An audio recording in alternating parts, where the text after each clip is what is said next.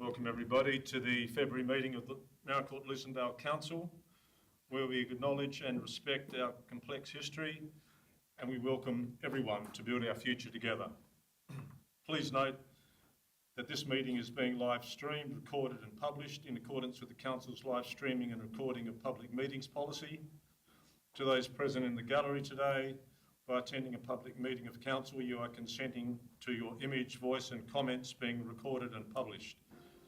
Anyone who is invited to speak will be recorded and their voice, image and comments will form part of the live stream and recording. Item 2, elected members' declaration of interest, and I'm sure you'll raise that at the appropriate time as required. It's just gone off the page completely. Don't know what happened there, so I'll come back. There we go. We do not have item 3, public forum. We haven't had any, do not have any. Item 4, petitions and deputations. There are none. Could I ask someone to confirm the council minutes of January? Councillor Dennis, Councillor Goodman, all those in favour? Carried. Thank you very much. Item 6, there are no matters laid on the table. Item 7 is my report.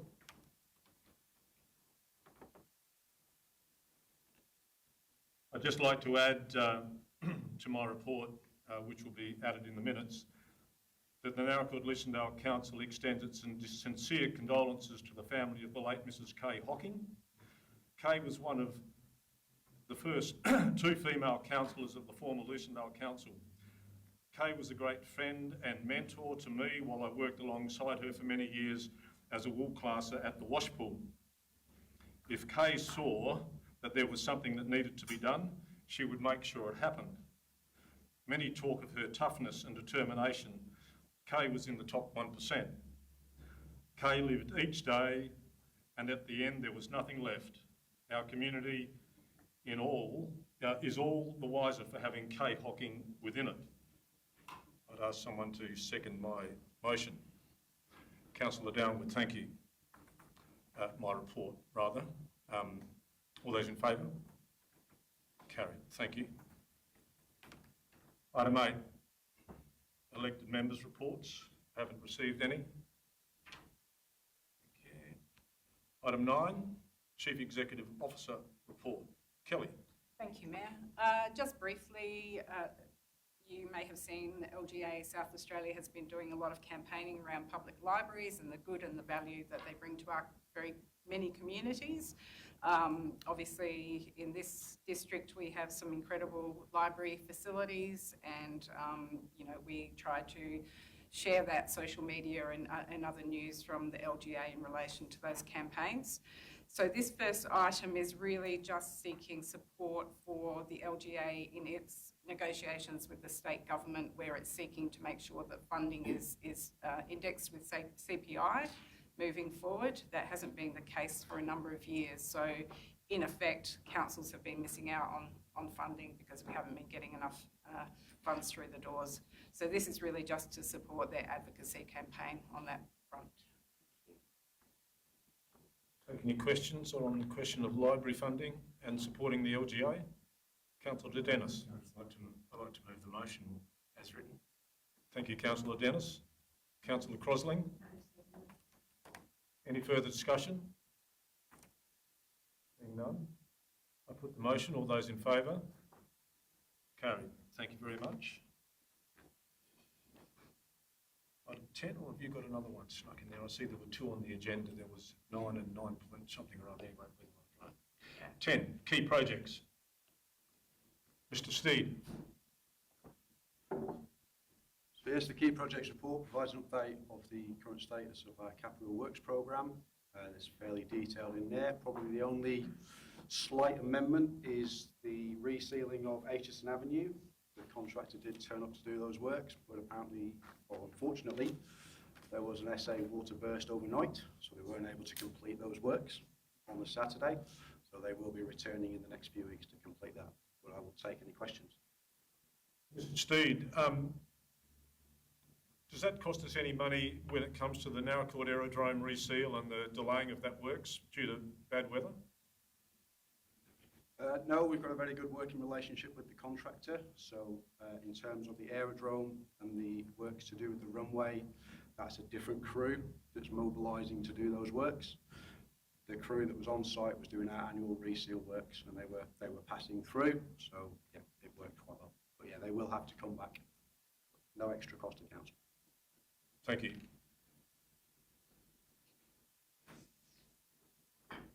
Any other questions for Mr. Steve? Thank you. Finance report. Mrs. Edmonds. Thank you, Mayor Ross. Nothing further to add to the report, but happy to take questions.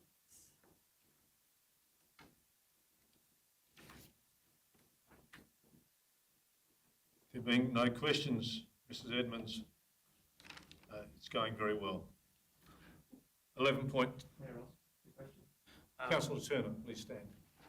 Did we miss moving a motion to accept the CEO's report? We just moved the second motion, I think, on the... Oh, one. Sorry. My apologies. Thank you. Councillor Turner. 11.2, budget review. Mrs. Edmonds. Thank you, Mayor Ross. So we're at that time of year again where we're doing a budget review. As per the report, this budget review includes the actuals from last financial year, as well as the first budget review. So some relatively positive results in this report. Our operating deficit has reduced, so we're now looking at just under $200,000 deficit versus a $300,000 budgeted deficit, which is good news, as well as improvements on the asset renewal funding ratios results. We have discussed it with the Audit and Risk Committee, which you'll see further in the minutes of the Audit and Risk Committee, who have recommended that it be adopted. I'm happy to take any questions, either hopefully answer now or on notice. Councillor Ryland. Thank you, Ms. Edmonds. There was about, in the grant subsidies and contributions, it was about approximately 6.2 million. Budget was only about 4.3, so could you maybe break that down as to, is that too much to put you on the spot, please? Just a bit of an idea. I apologise, probably without Are dealing with... you happy to take that on notice, Mrs. Edmonds?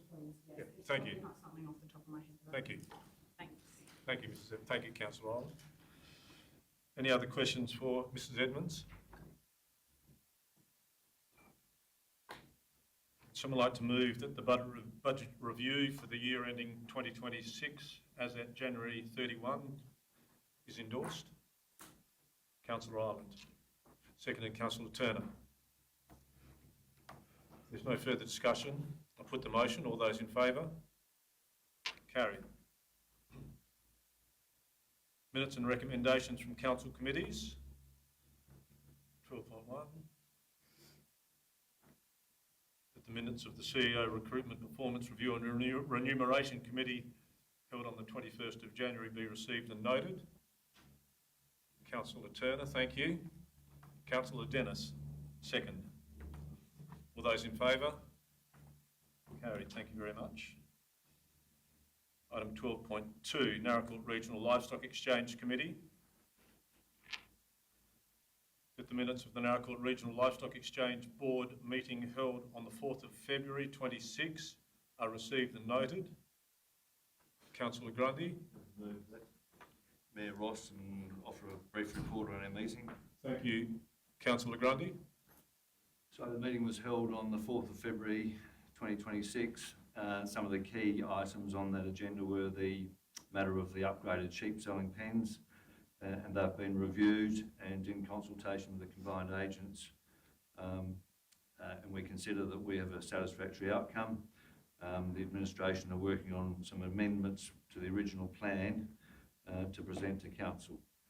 There have been some modifications to the bull pens to improve the safety and the workability of those pens.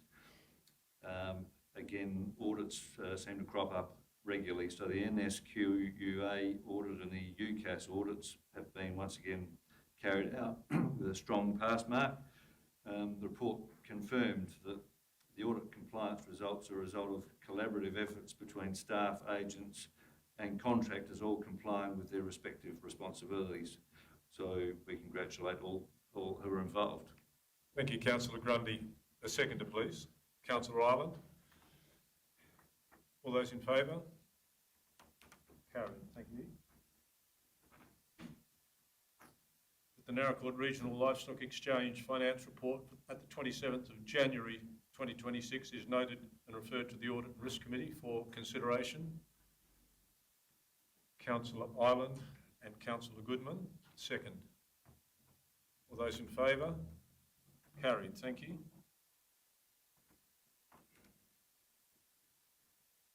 That the truck wash cattle grid be replaced and a provision of $17,000 excluding GST be included in the 26-27 budget for this project. Councillor Downwood moves. Councillor Grundy second. Is there any discussion about this grid? Councillor Grundy. Thank you, Mayor Ross. Essentially, this grid has reached its end of life span, and it's deteriorated with the truck traffic, and it requires to be replaced to ensure that the cattle escapees in particular don't end up on the Wimmera Highway. So it's a safety mitigation measure, and yeah, it's the way to go. Thank you, Councillor Grundy. If there's no further discussion, I'll put the motion. All those in favour? Carried. Thank you. 12.3, Strategic Asset Planning Committee. The minutes of the Strategic Asset and Planning Committee meeting held on the 10th of February 26 are received and noted. Councillor Turner and Councillor Goodman second. All those in favour? Carried. Thank you.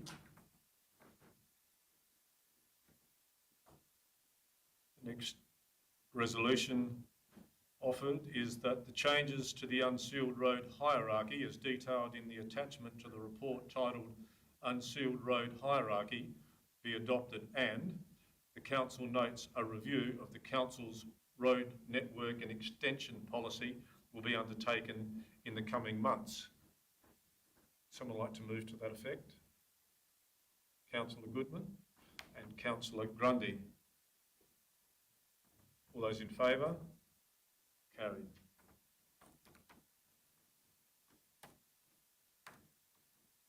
I have a motion that a report be presented to the April Strategic Asset and Planning Committee showing changes to the unsealed road hierarchies over the past 10 years and detailing roads that have either had a change in hierarchy or have been removed from the hierarchy over the same period. I'd ask for a mover.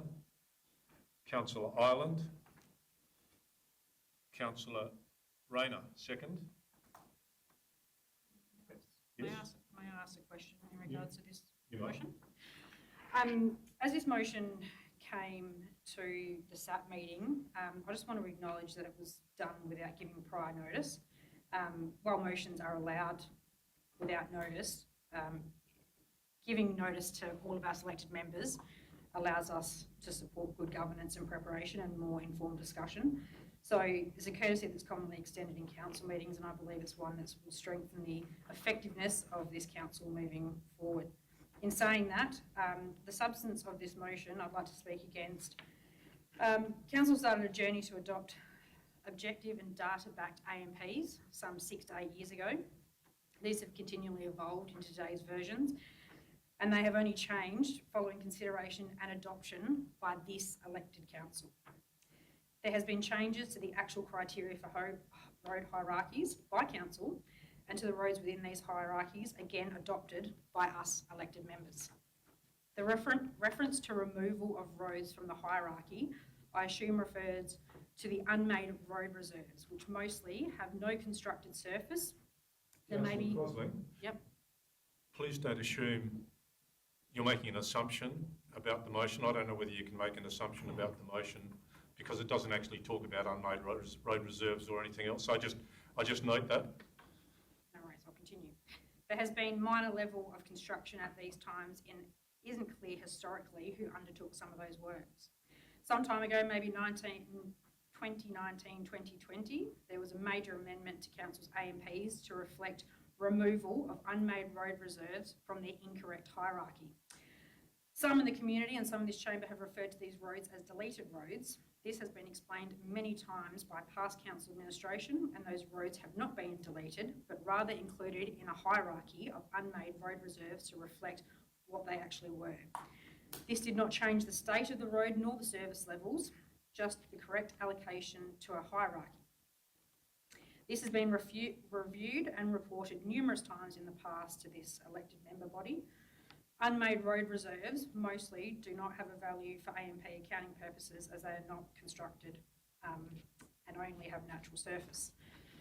I cannot see the real value in having council administration work through 10 years of historical information and AMP amendments to check what has been changed, and I would consider it be best for the use of council administration resources and elected member consideration that elected members identify roads of concerns as to their hierarchy, and those roads, made or unmade, then be assessed by administration and reported back to for council for consideration, considering we are still undertaking a review of our road hierarchy.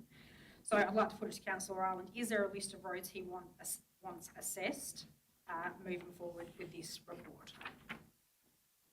Thank you, Councillor Crosling. Did I have a second to that motion? I did. Is there any further discussion? Councillor Maguire? Closed discussion. Well, it depends. You moved the motion? Sorry, Mr Mayor, at SAT level, yes, I did. No, turn on. Yes, you moved. Sorry, I'm happy to move it here. Right, and if I may just clarify, when you move a motion, the opportunity to speak is there. You also have the right of reply at the end. So that is not lost. And I have Councillor Maguire. Thank you, Mayor. I too, I'm just concerned about where the motion is actually going, so I've just written down some of my thoughts. I don't understand why the motion has been put up. We have previously gone over this in multiple occasions in different formats. For example, we adopt the asset management plan as councillors, and any changes in the hierarchy are in that. Staff have gone to multiple bus trips with elected members to discuss road changes in the hierarchy as well. The hierarchy is a guide for staff to work from in a transparent system that prioritises our road operations. Based on road counts and other information. There is no bias, just the statistics. I understand the motion doesn't probably reflect what I'm about to say, but the only time I can remember that roads or lanes have been challenged would be Shuards Lane and Dickinson's Lanes by elected members in this chamber.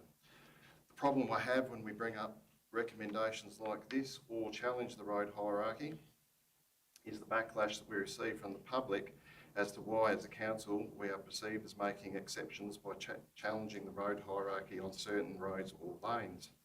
We either trust this system or we don't. Why do we keep questioning it? The road hierarchy is there to protect elected members in our decision making and also in the public's eye. To me, this motion, if history repeats itself, is about questioning the decisions of a process we have in place. Perhaps the next motion could possibly be, why have we made these changes? And it just doesn't stop. It isn't bookkeeping. If you are concerned about an individual road, I'm sure Robert would get you that information almost straight away. Again, we elected the members adopt any changes and we trust the system that is there for transparency, protection and fairness for our community, so I will not be supporting this motion. Thank you, Councillor Maguire. Councillor Turner. Thank you, Mayor Ross. I'll just repeat what I asked at the SAT meeting. I believe I made a statement that this is not particularly my area of expertise.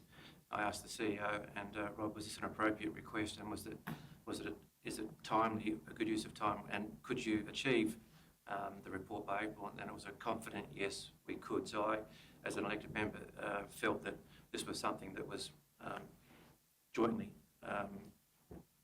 happy to proceed with. It wasn't an impost on administration. Thank you, Councillor Turner. Is there any further discussion before I ask Councillor Ireland to close? Councillor Ireland. Thank you, Mayor. In response to the conversation we're having in the chamber about this, it continues, and some of this is repetitious of what we heard at the SAT meeting, but it continues to come to our attention that a small percentage of roads that were built by council may or may have not been maintained and at various stages removal from the hierarchy. Hopefully this report will give elected members and admin some direction when ratepayers bring these to our attention, and we have some history of the events as to whether they were ever on the hierarchy and where we go from there. Thank you, Councillor Ireland. There's no further discussion. I put the motion. All those in favour? Motion is carried.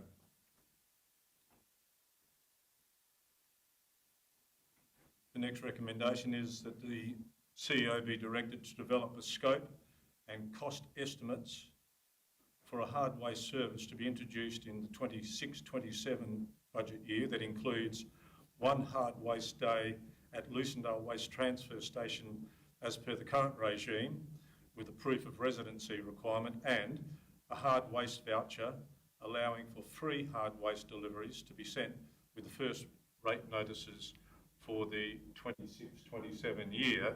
And that will also include, beyond that, of course, all residents at Lucendale would be able to deliver hard waste to the Narracourt Waste Transfer Station.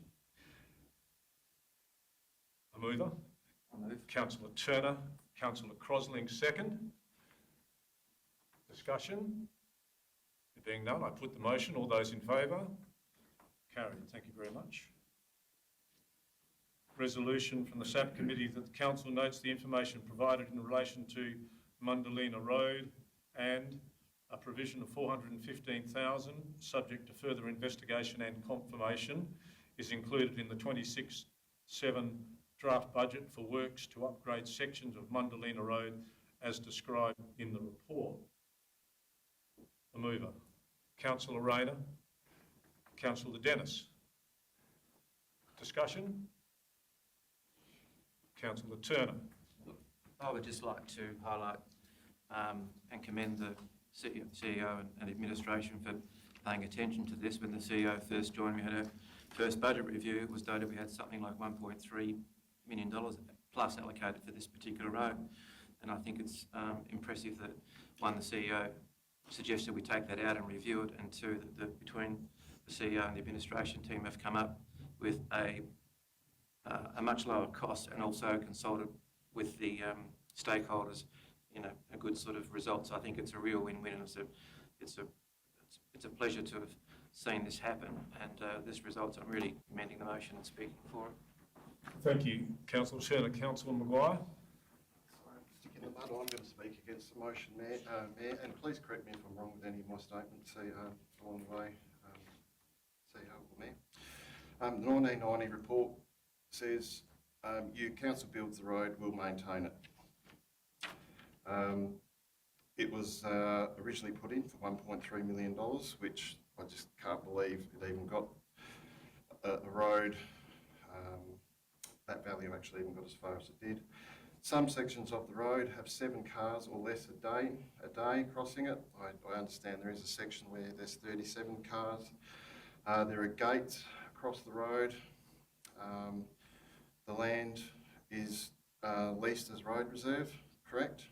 That's why he's got the gates across it to the property owner. There's stock walking across the road. The road in places looks like a driveway, so people won't use it anyway. Now we're proposing a $415,000 spend instead of $1.3 million and calling it a victory.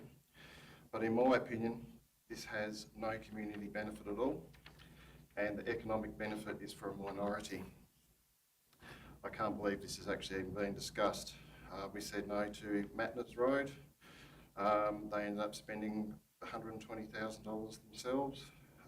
Yet here we are with this decision with inconsistency.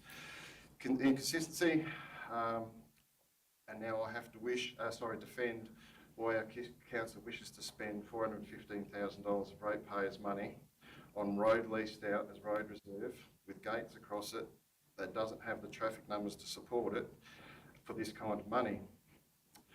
So I've got 3 questions. I was told this road had been promised and withdrawn many times to the landowner, and that's why it's being put up. So my questions are, who promised this? Why?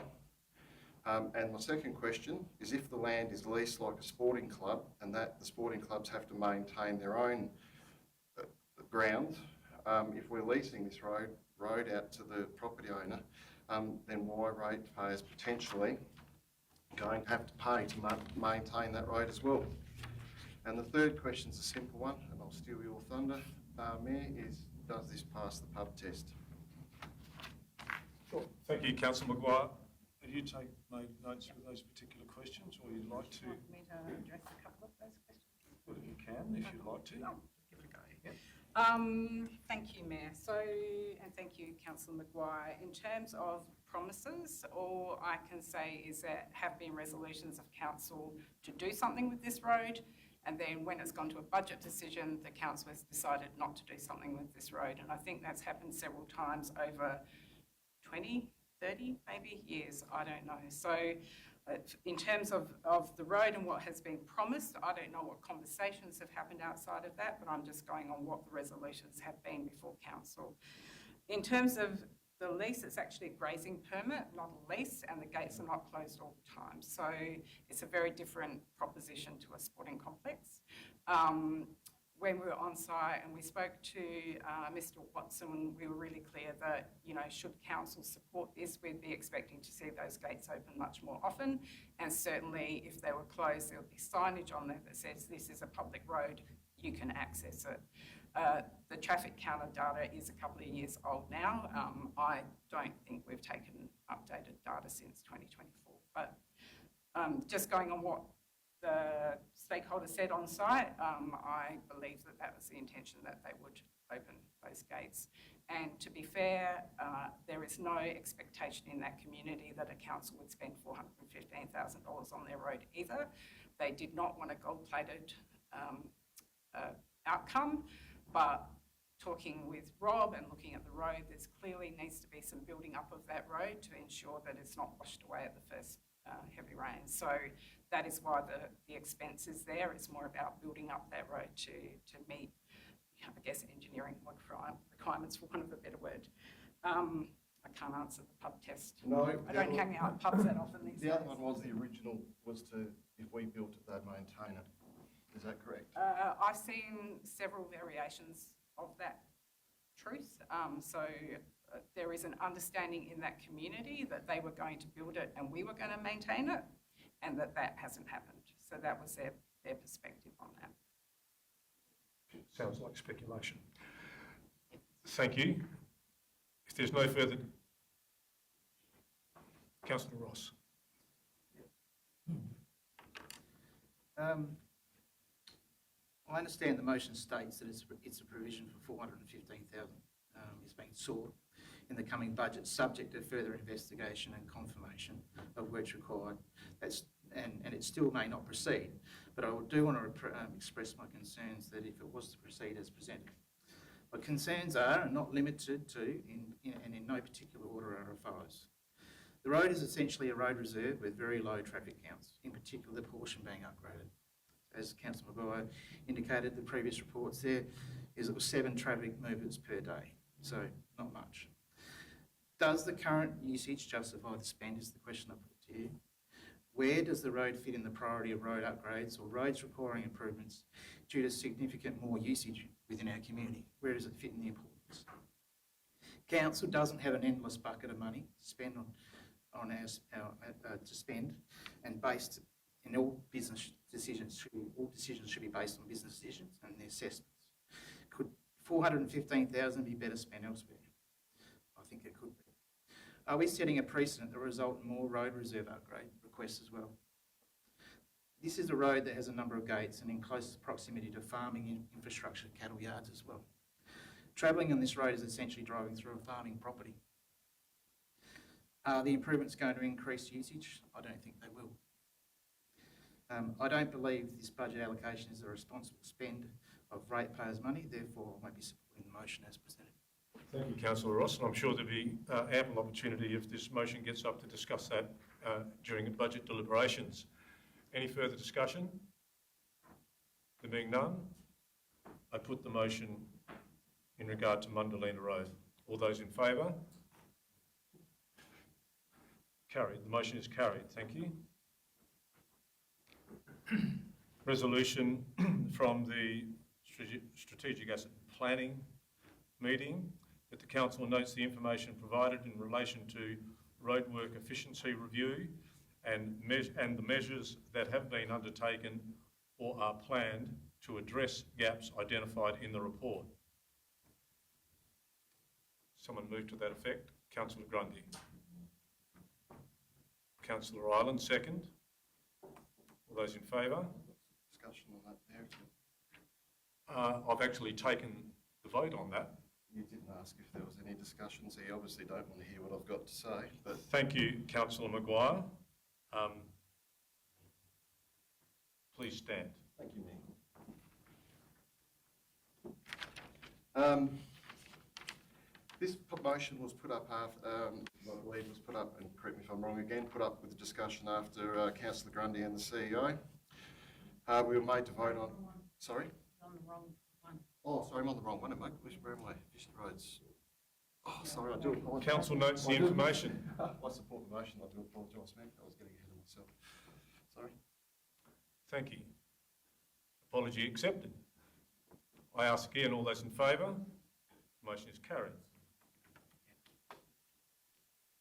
The next item on the agenda is a resolution that the CEO be directed to convene a confidential briefing session to further discuss opportunities regarding the Wheaton Enterprise Report. Councillor Turner. Move. Councillor Turner, second. Councillor Rayner. Discussion. Councillor Maguire. Thank you, Mayor. And apologies again. I believe this motion was put up after Councillor Grundy had discussion with the CEO. We were made to vote, well, I wasn't there, but the vote was on an in-confidence workshop that I'm assuming some people in the chamber know what was... Councillor Maguire, once again, Okay. I'm careful on the word assume. I don't like people to make assumptions. Okay. Can I say guessing? No. No? Okay. Is there anyone else in the chamber that knows what needs to be discussed? If so, why were we not informed of what we were actually voting on to be in that workshop? Thank you, Councillor Maguire. Can I continue? Oh, yep, they've got another question? That was one question, yep. Mayor, you love interrupting me. No, I'm just making sure that we get the questions right. Many people in the community say to me, you constantly interrupt me to try to throw Thank me you, off. Councillor Maguire. Well, you do. Thank you, Councillor Well, can you Maguire. treat me the same as everybody else in the chamber, Mayor? Please. Thank you. Why is the Wheaton's report, that cost ratepayers $80,000, yet we continue to want to discuss this in confidence? The community own this report, and the report, although released, except for the appendices to the public, means nothing to the community if they can't see how we interpret the report and how we as a council are discussing it and its content. Again, there's no transparency with this. Why is it in confidence? If there is no contracts to be discussed, and if elected members are tempted to discuss and compare costings of, let's just say, assuming that for example, a workforce versus private contractor, then I state very strongly that this is operational. And if that is the case, I would ask the CEO to pull that into line and explain to elected members that we are a strategic elected group. I also ask, before this motion is passed, that the CEO actually inform us all on what is to be in the workshop, and if there is anything discussing financial matters that does put it into confidence, that can be taken out, so it can be open to the public. Thank you, Councillor Maguire, and it'll be a briefing session. Briefing session. Thank you for your correction. Would you like to respond at all, Kelly? Through you, Mayor, thank you very much. In terms of informing you what is to be fully in the workshop, I'm still scoping that out. So there is some work still to happen, but in relation to the aspects that I believe do need to be discussed in confidence, it relates to contractor rates and the detail of commercial in confidence information that's been provided to the council by contractors as part of their submissions. So on that basis, the confidentiality, I believe, is right.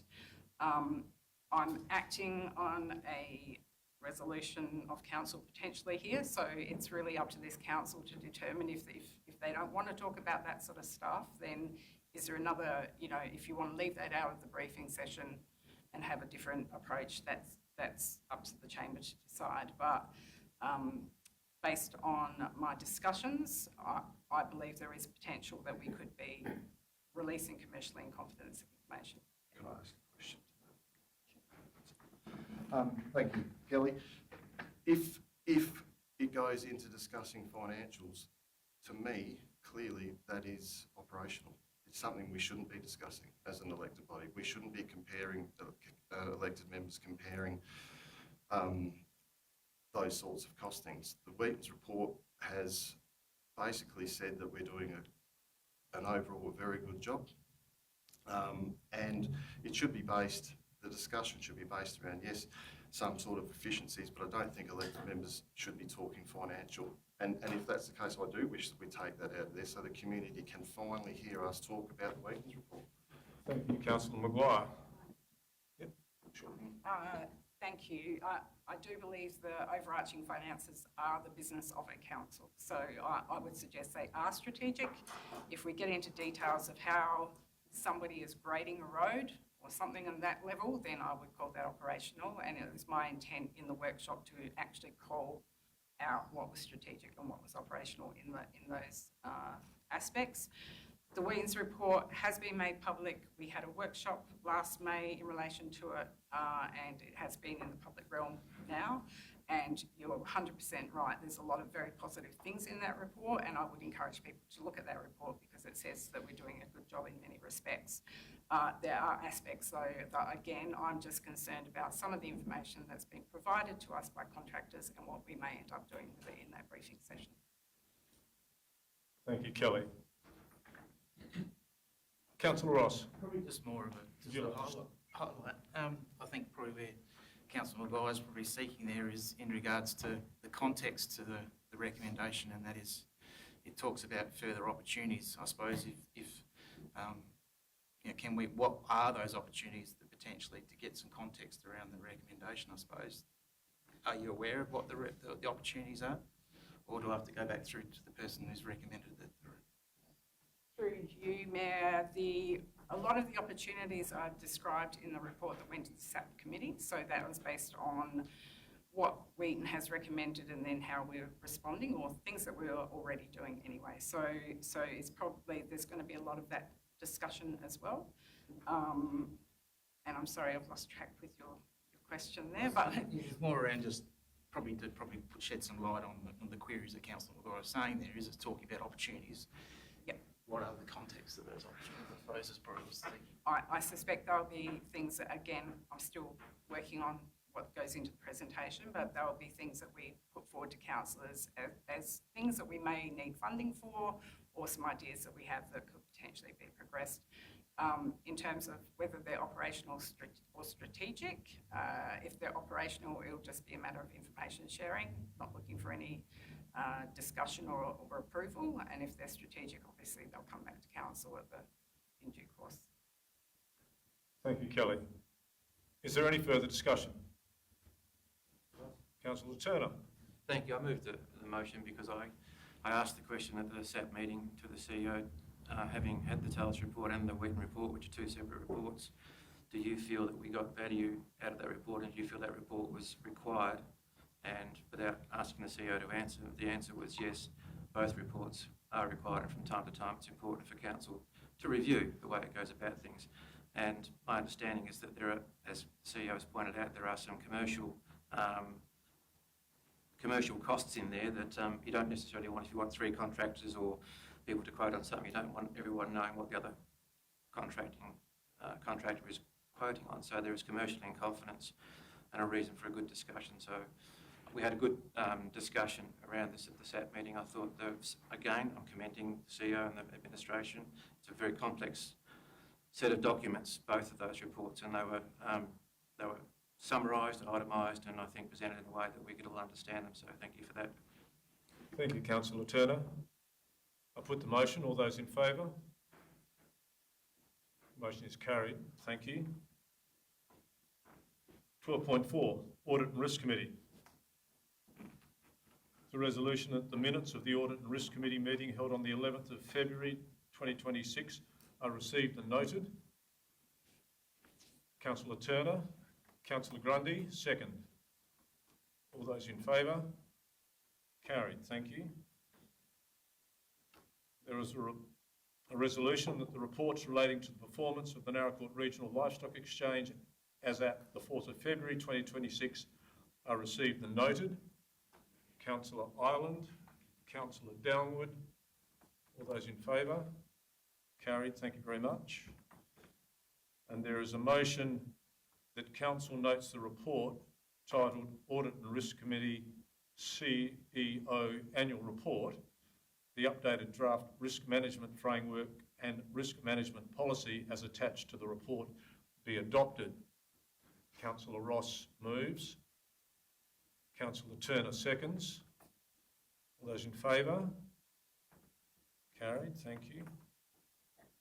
A further resolution that Council notes that the Audit and Risk Committee recommended that the budget review to the year ending 30 June 2026 as at 31 January 2026 is endorsed. Councillor Ross moved. Councillor Turner second. All those in favour? Carried. Thank you. Item 13, reports for decision. 13.1, the resolution register. Would someone like to move that the Council receive and notes the resolution table as at 16th of February 2026? Councillor Dennis. Councillor Grundy, thank you. Are there any questions in regard to the register? There being none, I put the motion. All those in favour? Carried. Thank you. 13.2, South Australia Commissioner for Agriculture. Kelly. Thank you, Mayor. I will apologise for the very convoluted recommendation here. It is reflective of the very convoluted process you need to go through if you want to put something onto an LGA agenda. So this council has played a pretty lead role in terms of the whole notion of protecting ag lands in recent months, and working with the Limestone Coast LGA, we've kind of put that to the top of the agenda in terms of lobbying and talking to the state government and other peak bodies. So this is really drawing out one of the concepts that has been used in New South Wales, and I think I talked about it in an earlier meeting, which is around the independent Commissioner for Agriculture role. It's not actually asking council to do anything, it's not actually asking local government to do anything, but it's asking for it to be elevated as an advocacy piece so that we can get other councils involved in looking for something like that as a mechanism for working with ag and being an independent voice. So I'll just take any questions if you have any. Councillor Grundy. Well, thank you, Mayor Ross. Look, I think given the importance of agriculture to the South Australian economy, I think within the private sector, agriculture, I think, is the second highest contributor to our state gross domestic product. So it's very important that agriculture is represented properly. And so for that reason, I'm fully supportive of this recommendation. Thank you, Councillor Grundy. And you're happy to move that? Thank you, Councillor Grundy. Can I just say that, Councillor Ross? Thank you, Councillor Ross. Can I just say that, this will be a long process to get it, firstly, through the South Australian Regional Council. So we're looking at the moment through Charlotte Edmonds, the Executive Officer, LCLGA. She is advocating amongst other local government associations as we speak, and then get it to SAROC, and then for SAROC, therefore, to take it on to the LGA to put it up at the AGM. What would it mean? It would mean that agriculture may, have another voice at the table, at the ministerial table. It would be a government an appointment, but it would hopefully, if it was to get up, allow more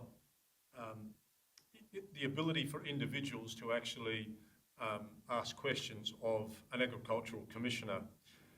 At the moment, it can be quite tricky to get your point of view either through Livestock SA or Grain Producers SA, the peak body, and then to Primary Producers SA. So, this would be, it may add another level of interference, or it may actually add another level for people in agriculture, more broadly speaking, to get the ear of the government. I'd call for a seconder. Oh, sorry, Councillor Ross. If there's no further questions, I'll put the motion. All those in favour? Carried, thank you. Item 13.3, Farm Fest 2026, permit to use public square requested for financial in-kind support. Mrs Edmonds. Thank you, Mayor Ross. So as per the report, Mrs Alana Davies on behalf of Farm Finance Co is seeking approval for a single use to run or host the Farm Fest 2026 event in the Naracoorte Town Squares. The report should give you the details as well as her supporting documentation around the event itself. In terms of council's involvement, other than to use the space, there's also been a request for use of the public toilets, similar to the Taste Festival that's run, and also looking for in-kind support. The approximate cost of that in-kind support is $4,235. Majority of that expense is around labour costs over a public holiday weekend, minimum hours required to be paid, multiple accredited staff in terms of road closures, etc.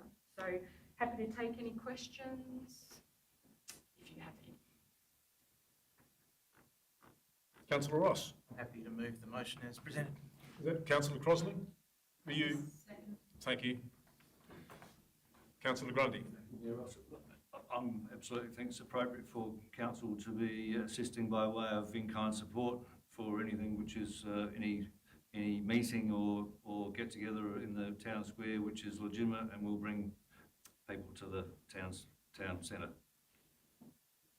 Thank you, Councillor Grundy, especially if you happen to be a Whitlam's fan. If there's no further discussion, I put the motion. All those in favour? Carried. Thank you. Item 13.4, Lucendale Netball Club request to use community chest funds. Mrs Edmonds. Thank you, Mayor. So as per the report, I received an email from Erin McWaters from the Lucendale Netball Club. They're having to make some changes to their netball courts this netball season due to their main court not meeting netball SA standards. As you may remember, they were granted $2,000 in the last round of community chest for a digital scoreboard. Their request is that they can reallocate their funds towards the relocation of their sheds and scoring areas for that new court. I did mention to her that I would have to put it through council for a decision. So looking for that decision from yourselves. Councillor Crosling. Recommendation. Thank you. Councillor Downwood, second. Discussion? Being none, I put the motion. All those in favour? Carried, thank you. 13.5, ARC Linkage Project Partnership Naracoorte Caves. Kelly. Thank you, Mayor. Dr Liz Reid was hoping to do a deputation tonight and explain to you what this project was all about, but unfortunately she had a clash with lectures, so passes on her apologies. Obviously, council has a very strong affiliation with the caves. We've had, some budget provision over a number of years, including a previous ARC linkage project back several years ago. And we've had a budget line of $10,000 just to promote caves linkages. We are the council with the state's only World Heritage site, which is incredible, and we get 100,000 people visiting our district because of the caves. So when Dr Reid came and met with myself and Josie, we talked about this research project, which in my very lay terms is about looking at the past and the evidence in the cave to help work out ways to protect endangered species into the future. So it's a very exciting scientific project.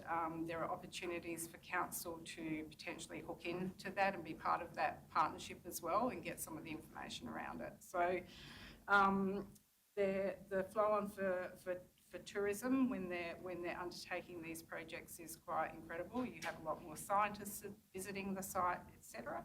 So what we're asking in this is actually for an additional $10,000 a year to add to the $10,000 we already have as a Caves Connection line, but to start from the 27-28 year. So I did notice when I was rereading the agenda that the recommendation really should finish after 2026-27. So the agreement would be formalised in 26-27 and then the budget deliberations would happen obviously each year from there.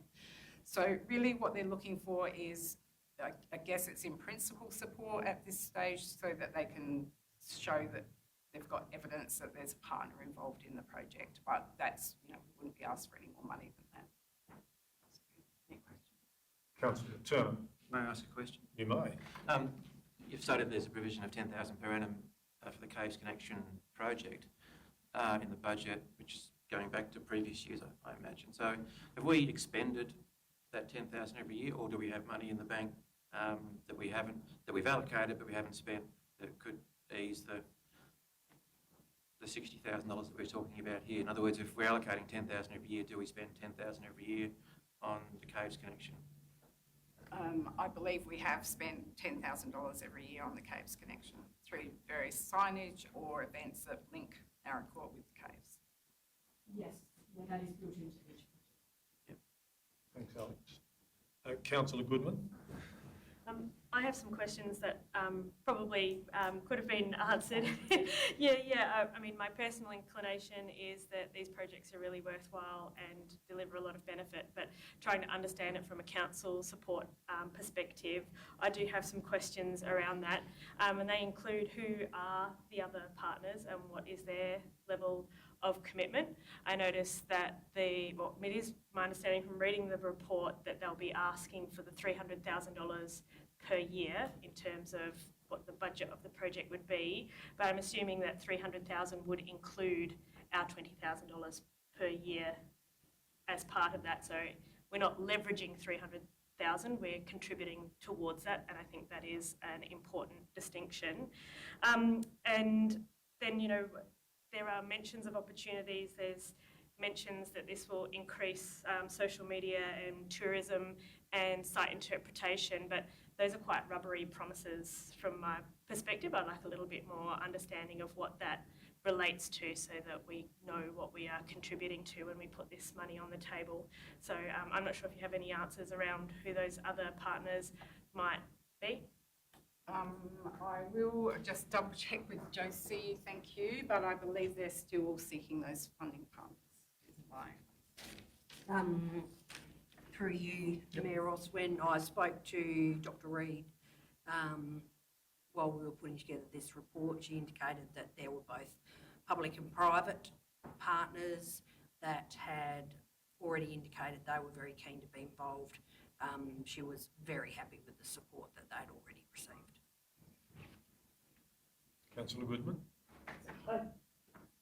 Note that there's, sorry, I should have included this previously when I spoke, contributions towards conservation outcomes for the endangered southern bent-winged bat, and I note there is a national recovery team for that which has a plan for that. So, what is the additionality there that this project provides? And in terms of site interpretation, the site is run and managed by National Parks and Wildlife Services, who have guides that are trained for that site interpretation. So, I guess I just want to understand what the additionality would be for this project. Thank you.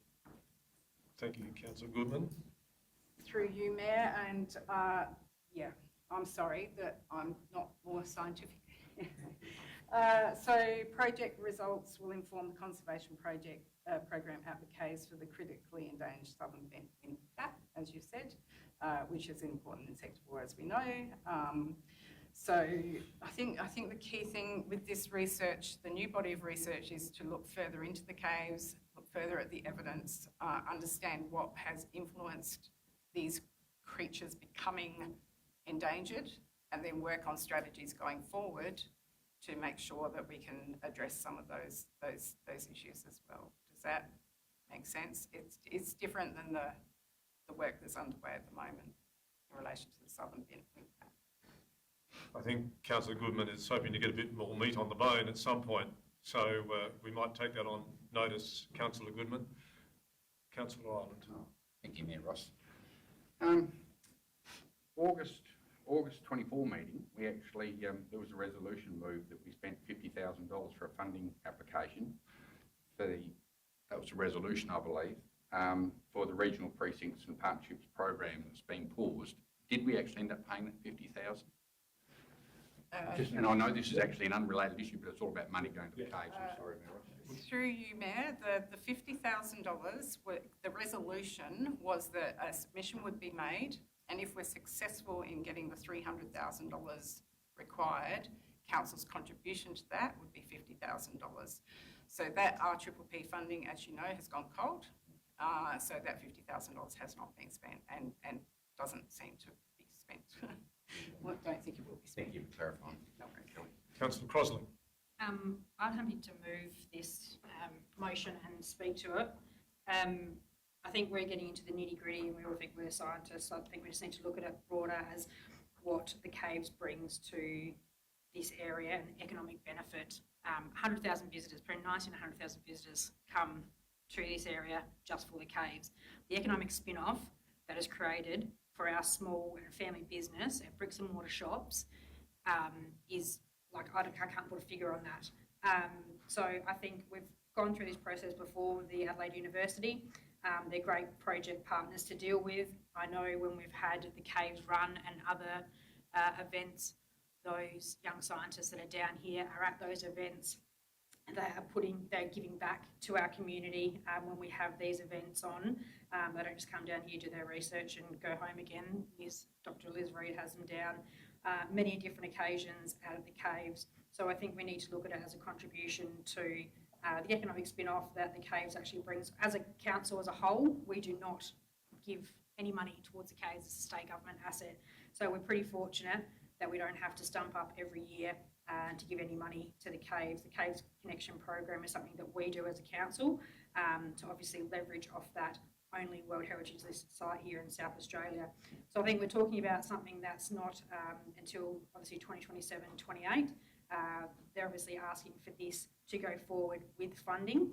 That's not to say they're going to get the funding, but I think it's a small ask for a huge asset and a huge economic benefit to our council area.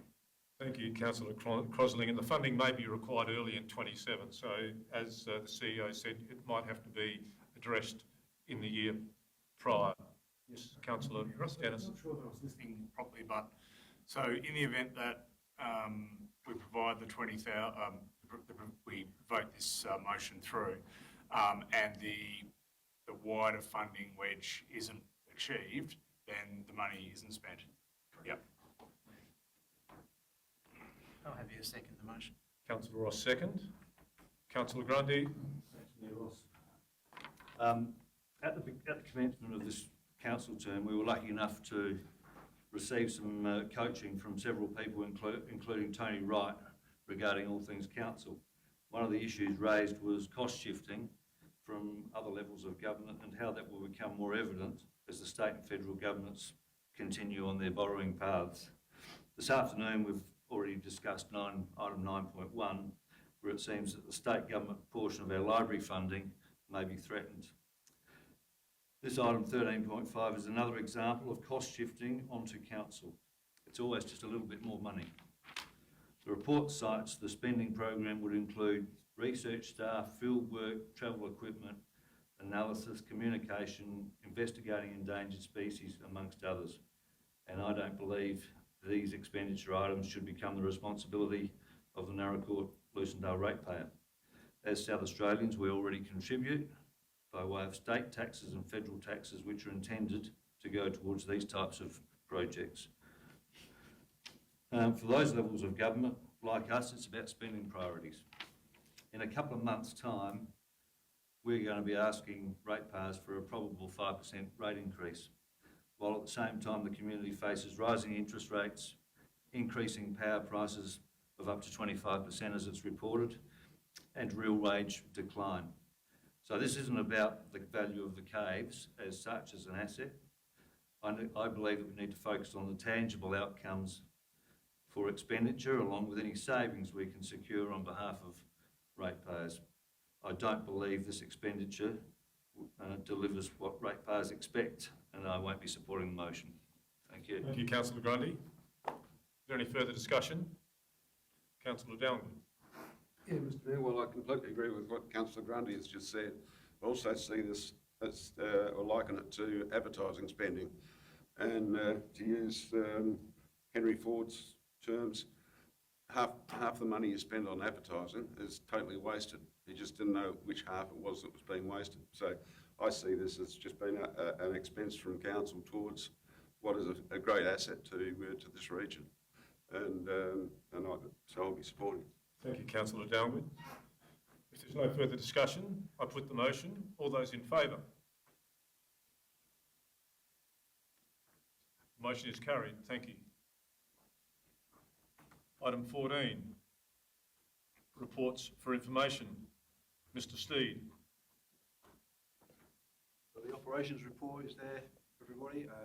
I'll take it as read and take any questions.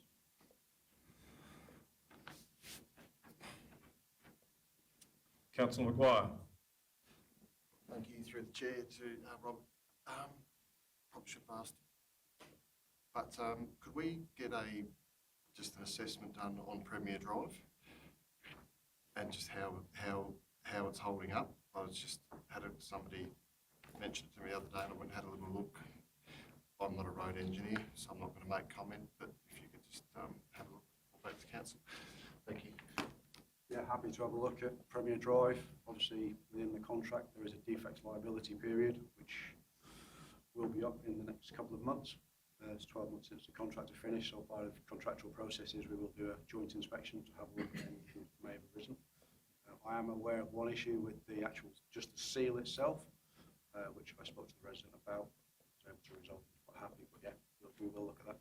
Thank you. Thank you for the question, Councillor Maguire. Thank you for allowing it, Mayor. Any other questions of Mr Steed?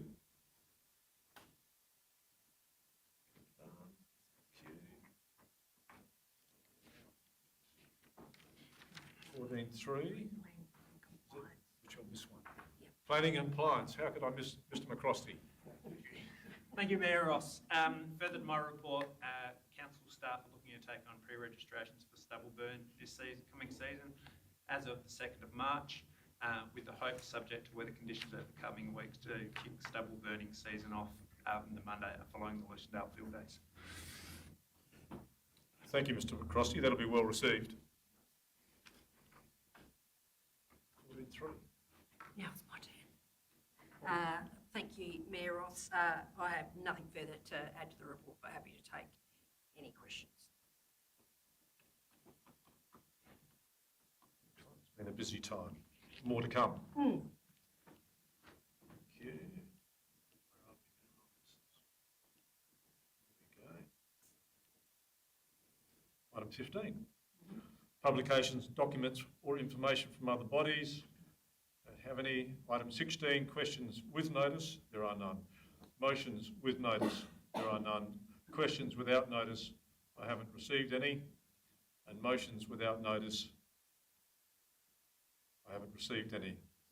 Item 20, a matter the CEO recommends to be considered in confidence.